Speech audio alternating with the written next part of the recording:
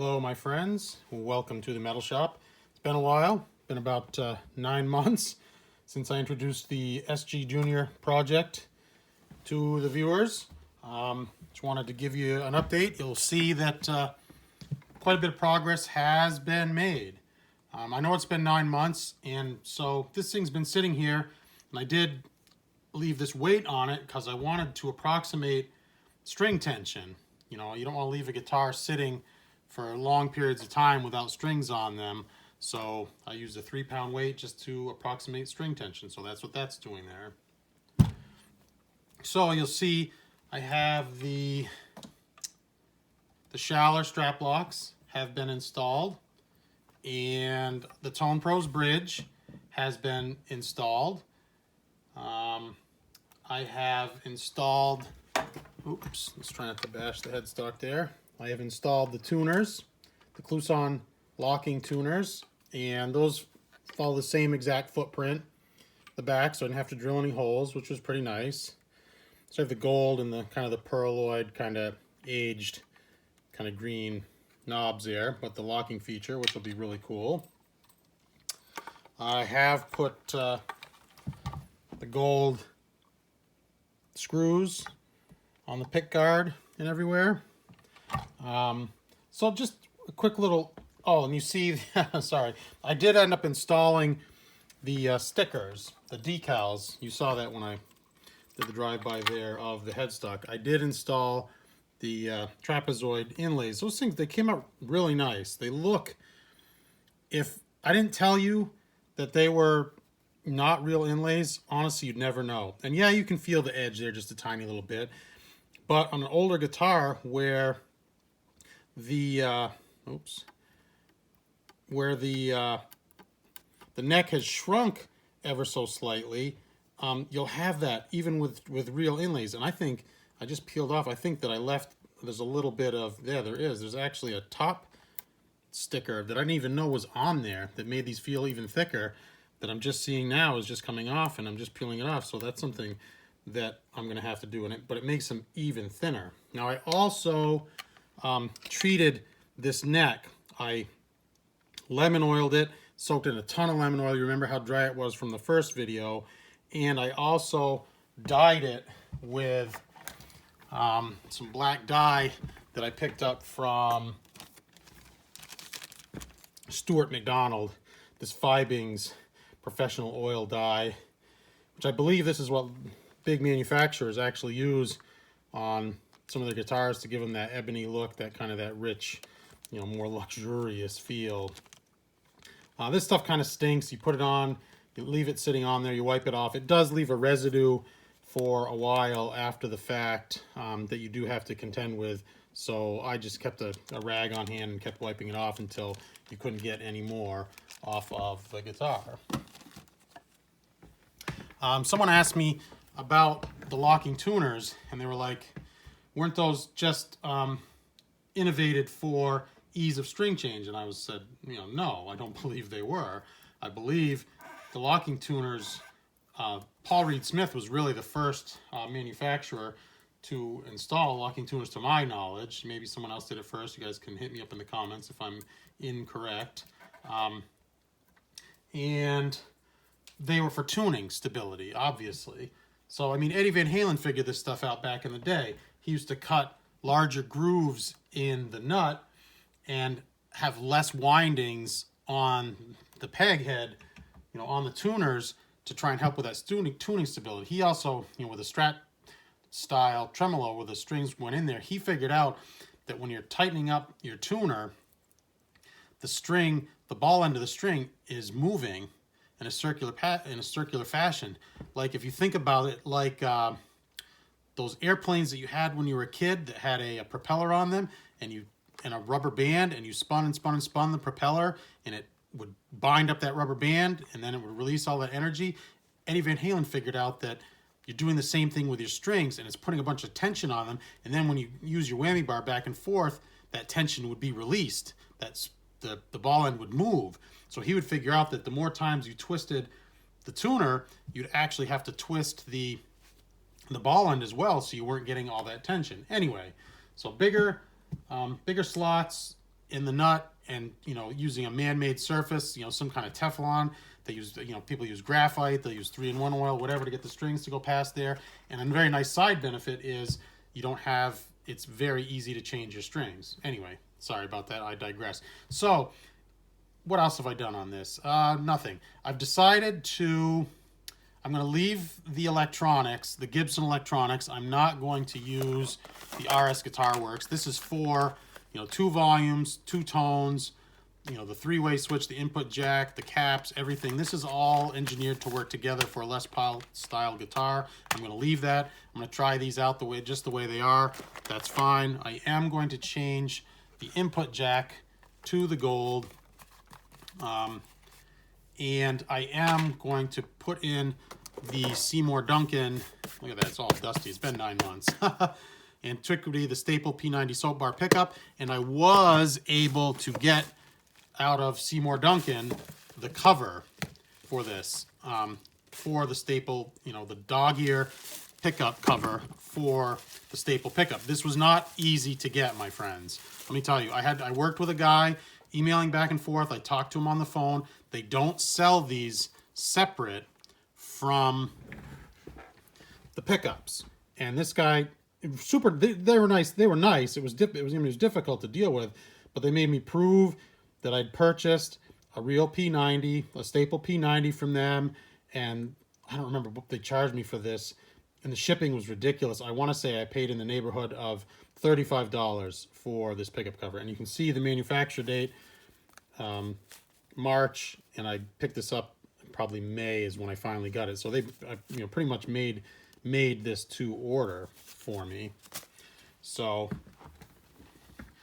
anyway, so there's where we're at. There is the update. I do need to remove this, the old style, the chrome here. Not sure if I'm going to be able to get this. Oh yeah, I'm sure we can. Yeah, a lot of solder on there. The old chrome input jack for the gold. I'm going to leave it for now, going through the face of the guitar. I did talk about doing the football style jack, but that would necessitate, filling the hole in the face of the guitar, or, perhaps you could turn it into another volume, or, additional tone, or some kind of phasing or something like that, I suppose, if you wanted. So there's that, nothing really to that. That'll go into the parts bin forever. And I do have to remove the pickup, and it has the, the kind of the braided metal wire on it, and kind of an issue is it goes underneath the ground that goes to the bridge. So I'm not sure exactly how that is going to work, if I'm going to be able to get that off or not. And the wire goes, there's a solid, 3/8 out. There we go. And that came right out. No big deal. Probably going to be hot and burn myself. No big deal there. So I'll say this on this guitar video, and I'll bring it up, an automotive related video as well, which I get far more views on the automotive related content, that I have become a YouTube partner again. I've reached the threshold that I needed in views and in subscribers. So thank you very much for that. I really do appreciate your support. And the funny thing is that I noticed is that I started receiving comments again, and it really brought to my attention that YouTube really promotes their videos that have advertisements on them, and they don't promote the videos that are not monetized, because I was getting hardly any comments for, I guess it was about a year hiatus that I was off, and all of a sudden, as soon as I became a partner again, well, lo and behold, they start, the algorithm starts pushing your videos again. So I'm having a hard time with this. I'm going to give a brief pause, and we will come back to this. Cool. All right, so I did get the pickup wire off of there. Man, there was a huge glob of solder on there. I've got a powerful 40-watt soldering iron, and the thing is super hot, and I was having a real hard time getting that glob of solder to let go. Not really one of Gibson's better electronics jobs, in my opinion. So can remove this pickup, I believe. Let's see how this goes here.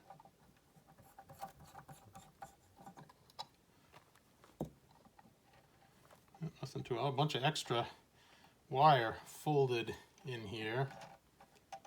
Quite a bit. All that extra folded up in there.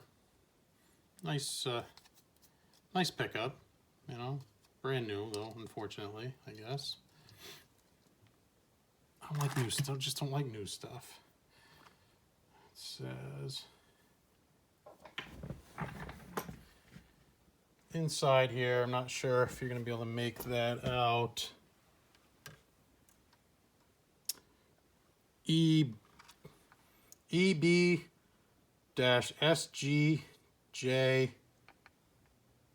something. That must be supposed to be an R or something. It's supposed to be for a junior. Can you see that right there?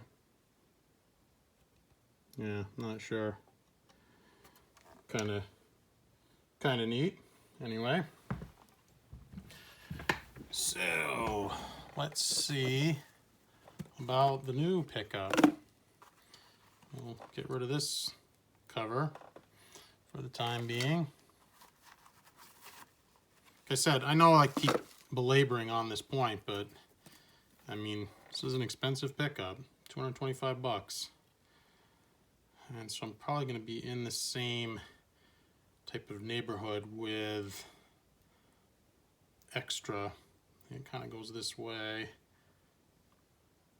I'm going to be in the same neighborhood with extra wire. Let's see, is that proper? Yeah, that fits. That fits just like that. I think it's going to be as easy as that. I mean, we'll see.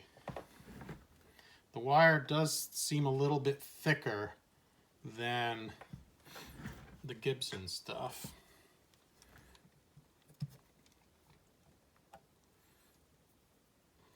Luckily, good sized hole, and it nothing else going through it. No other pickup, so I am going to be stuck with winding a bunch of this stuff up here on the front side. Let's see, let's make sure we have enough in.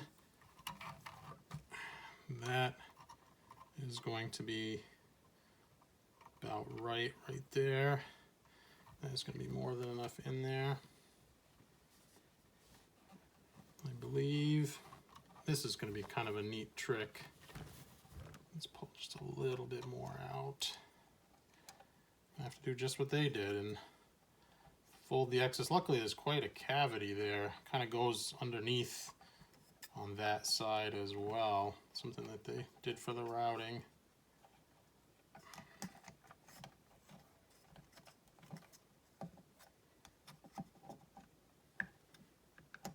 And okay, so it's not going to fit readily. There is a channel here. I'm going to have to pull this right out.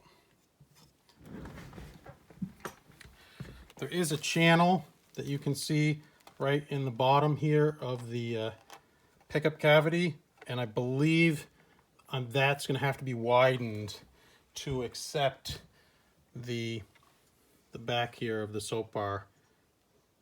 And it looks, it looks like it was made to accept this. You know, the channel looks like it was made to accept this here, but it seems like the solder and the joints are just a tad bit wide there. So I'm gonna mess around with that, and I'm just gonna solder up the gold input jack. Nothing terribly exciting.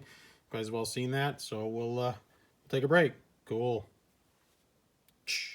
All right, so since I've determined that this is going to take some chiseling or some routing or some more precise work to get this pickup to fit in, I'm going to close out this video here, and we'll actually have a third part, and hopefully we'll just get the pickup installed in the third part, string it up, and get a demonstration going. I did get the input jack welded, got some really nice factory looking, welded, soldered. Couldn't tell that thing had even been monkeyed with if I didn't tell you there. So we can get this installed. Let's see here. Oh, and this one does not have the little star washer on the inside, which I think is 100% necessary. It acts as a spacer, and it also gives you that grip that you need so that the input jack doesn't spin around. Kind of weird that they don't include that, I suppose.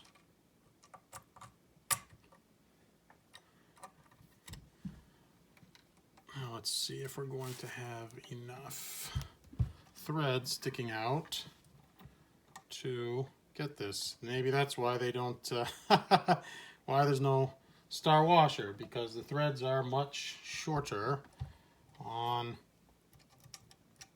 this input jack, so I'm not going to be able to run it. Anyway, I would prefer to if I were given the choice, but if I wish to run the nice gold washer and the nut, which is the look, then we make decisions. That's not bad anyway. It's kind of gives you a nice kind of a flush appearance. Anyway, I'll go back and tighten that up with the wrench after. So here we are. We kind of provided a nice kind of a tuxedo look with gold hardware, trapezoid inlays, the gold tuners, hardware throughout. This is going to be a really nice looking guitar once we get this P90 Soapbar added. Nice gold colored staples in there. This is going to be a really nice looking and hopefully a really nice sounding guitar.